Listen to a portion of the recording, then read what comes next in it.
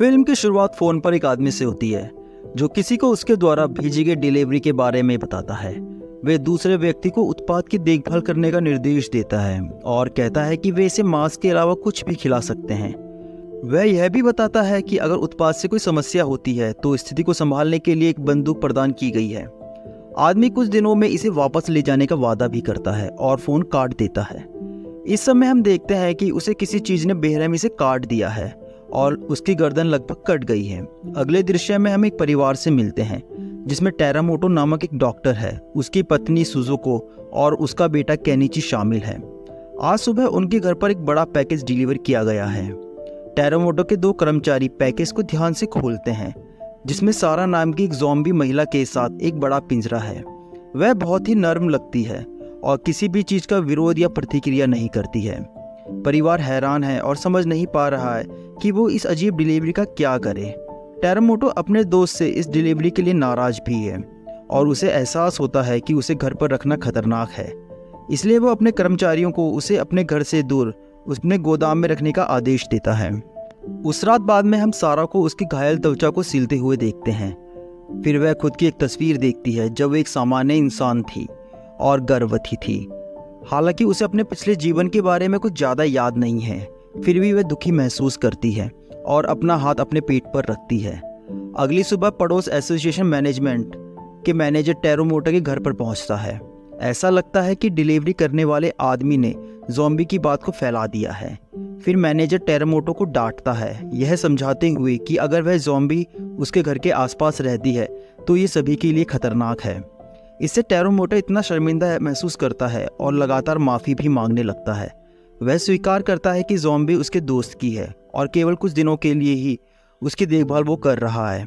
वह यह भी बताता है कि सारा में ज़ॉम्बी वायरस का संक्रमण बहुत कम है, इसलिए वो लगभग इंसान जैसी है और लोगों पर हमला नहीं करेगी। टेरामोटो मैनेजर को एक बंदूक भी दिखाता है और उसे आश्वासन देता है कि अगर कुछ गलत करने की कोशिश होती है तो वो उसे गोली मारने में संकोच नहीं करेगा। यह सब सुनने के बाद मैनेजर आश्वस्त दिखाई देता है और घर से निकल जाता है। बाद में टेरामोटो अपने दो कर्मचारियों को सारा को तैयार करने और अपने घर में लाने का आदेश देता है ताकि वे उससे मदद ले सके। फिर कर्मचारी उसके पास जाते हैं और उसे एक ड्रेस देते हैं और उसे पहनने के लिए कहते हैं। जब वो ऐसा कर रही होती है तो दोनों आदमी ज़ॉम्बी के बारे में चर्चा करना शुरू कर देते हैं। वे बताते हैं कि आजकल ज़ॉम्बी को पकड़कर अमीर परिवारों को बटलर गुलाम के रूप में बेचा जाता है।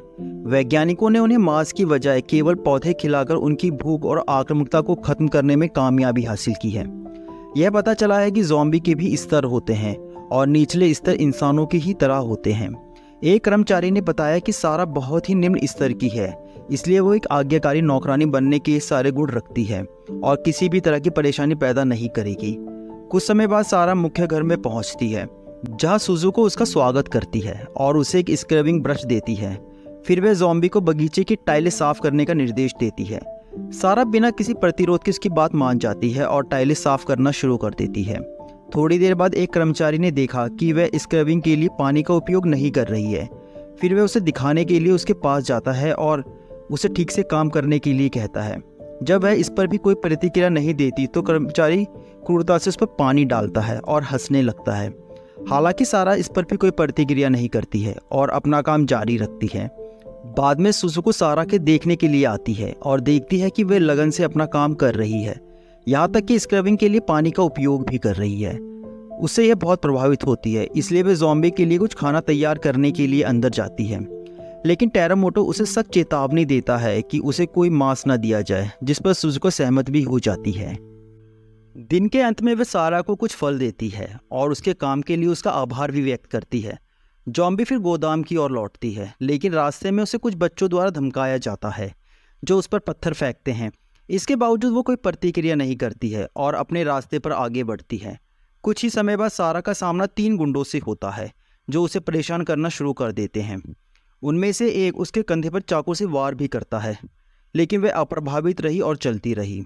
जब वे गोदाम में पहुंचती है तो वो अपने कंधे से चाकू को हटाती है और अपना खाना खाने लगती है। अगली सुबह वह घर की ओर लौटती है, लेकिन सुजुको द्वारा उसे गुड मॉर्निंग करने पर भी वो कोई जवाब नहीं देती। सारा अपना सामान्य टाइल सफाई कार्य जारी रखती है, जबकि केनिची घर के चारों ओर दौड़ता है और कई फोल्ड तस्वीरें भी लेता है। वे सारा की पीछे से एक तस्वीर भी लेता है जब वह काम कर रही होती है। दोपहर में केनिची द्वारा ली गई कामुक तस्वीर को एक कर्मचारी के हाथ में दिखाया जाता है। वे इसे अपने साथी को भी दिखाता है और टिप्पणी करता है कि सारा कितनी आकर्षक है। उसका दोस्त घृणा करता है और टिप्पणी करता है कि वो एक ज़ॉम्बी है, लेकिन विकृत कर्मचारी जोर देकर कहता है वे अभी भी एक महिला है। जैसे ही दिन समाप्त होता है, सुजुको सारा को खाना देती है और उसके काम की तारीफ भी करती है। ज़ॉम्बी फिर गोदाम की ओर जाती है और रास्ते में फिर उसे बच्चों और गुंडों द्वारा धमकाया जाता है। सब कुछ होने के बावजूद वो किसी को कोई चोट नहीं पहुंचाती और चुपचाप सभी का दुर्व्यवहार सहती है। अगले दिन सुजुका हमेशा की तरह सारा को गुड मॉर्निंग करती है, लेकिन सारा उसका अनदेखा करती है और अपने काम में लग जाती है। बाद में जब वह पानी से कुछ सफाई करने की कोशिश करती है तो उसे कहीं भी नली नहीं मिल रही थी। सारा फिर उसे खोजने के लिए स्टोरेज रूम में जाती है। दुर्भाग्य से 2 कर्मचारी उसके आने का इंतज़ार कर रहे थे और वे तुरंत उसे पकड़ लेते हैं। वे प्रतिक्रिया नहीं करती और कर्मचारी उसका फ़ायदा उठाना शुरू कर देते हैं। कुछ ही समय बाद टैरो मोटर टहल रहा होता है जब वह देखता है कि एक कर्मचारी गोदाम से बाहर आ रहा है। फिर वह अंदर झांकता है और देखता है कि एक और आदमी सारा पर हमला कर रहा है, लेकिन उसकी मदद करने की बजाय वह चुपचाप वहां से चला जाता है। अगली सुबह सारा घर पर पहुंचती है और अपना काम करना शुरू कर देती है। जब केनिची अकेले खेलने के लिए बाहर जाता है, लेकिन दोपहर में उसे बेहोशी की हालत में कामगारों द्वारा घर पर वापस लाया जाता है। पता चलता है कि केनिची खेलते खेलते तालाब में गिर गया है और उसकी मौत हो गई है। इससे सुजुको बहुत व्याकुल हो जाती है और अपने बेटे के बेजान शरीर पर चीखने लगती है। कुछ क्षण बाद उसे एक विचार आता है और वो सारा को खोजने निकल जाती है। वह ज़ॉम्बी को अंदर लाती है और उसे केनिची को काटने के लिए कहती है ताकि वह उसे वापस पा सके। सारा पहले तो हिचकिचाती है, लेकिन सुजुको के आग्रह करने पर वह अंततः बच्चों को काटने के लिए सहमत भी हो जाती है। इसी समय टेरामोटो वहां आता है और दृश्य देखकर चौंक जाता है। वहां जो हो रहा था वह उसे रोकने की कोशिश करता है, लेकिन उसकी पत्नी उसे ऐसा करने से रोकती है। अंततः वह सारा को चाकू मार देता है, लेकिन तब तक बहुत देर हो चुकी थी क्योंकि वह पहले ही लड़के को काट चुकी थी। कुछ क्षण बाद केनिची अपनी आंखें खोलता है और सारा को प्यार से गले लगाता है और सभी को चौंका देता है। इससे सुजुको बहुत क्रोधित हो जाती है, जो अपने बेटे को पकड़ लेती है और उसे याद दिलाती है कि वह उसकी माँ है।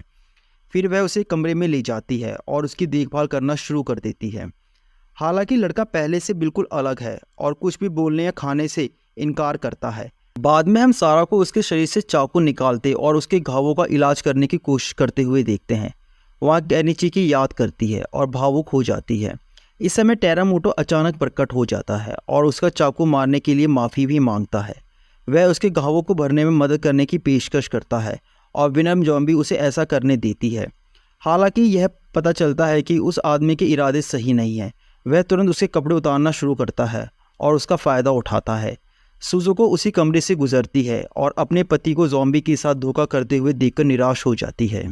इसके बाद सारा गोदाम की ओर वापस जा रही होती है जब एक बार फिर से बच्चे उस पर पत्थर मारना शुरू कर देते हैं और गुंडे उसे चाकू से मार देते हैं। हालांकि वे उन्हें अनदेखा कर देती है और केनिची से मिले गले को याद करती रहती है। गोदाम में वापस आने के बाद वह अपने शरीर से चाकू निकालती है और इंसान के रूप में बिताए समय को याद करने लगती है।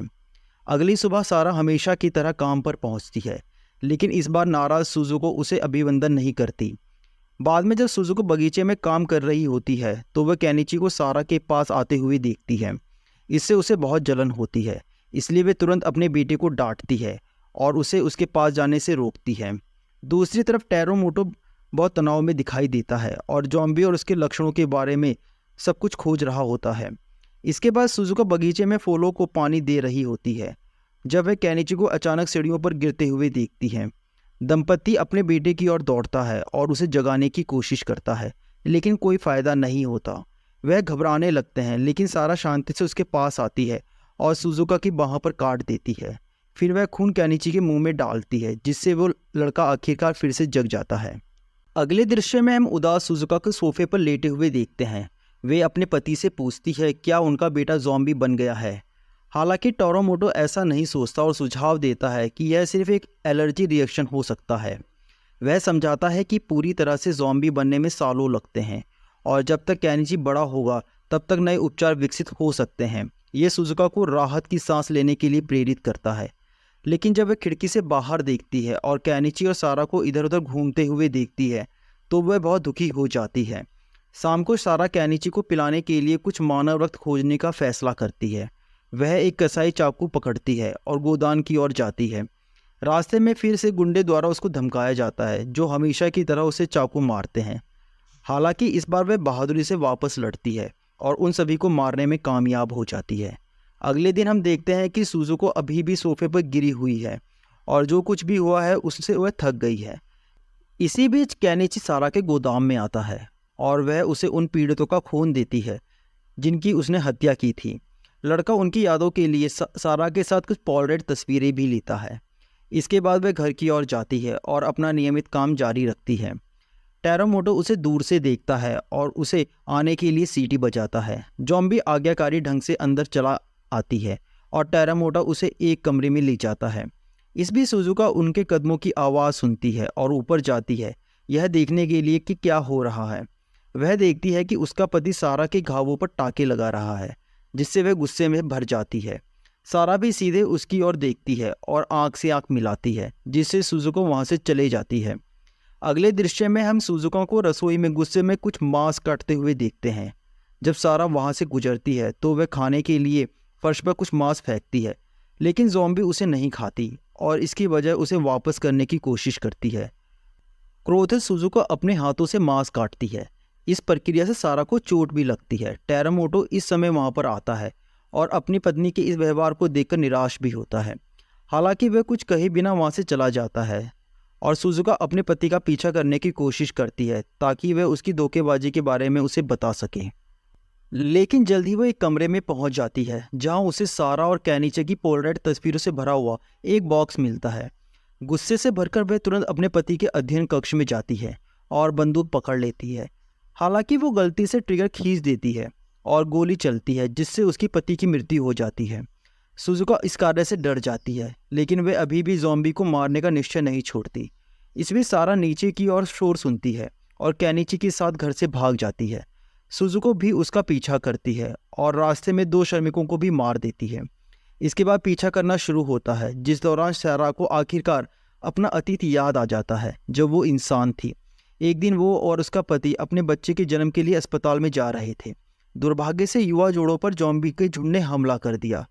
पति अपनी पत्नी की रक्षा के लिए कार से बाहर निकला, लेकिन जल्द ही उस पर हमला हुआ और वो ज़ॉम्बी में बदल गया।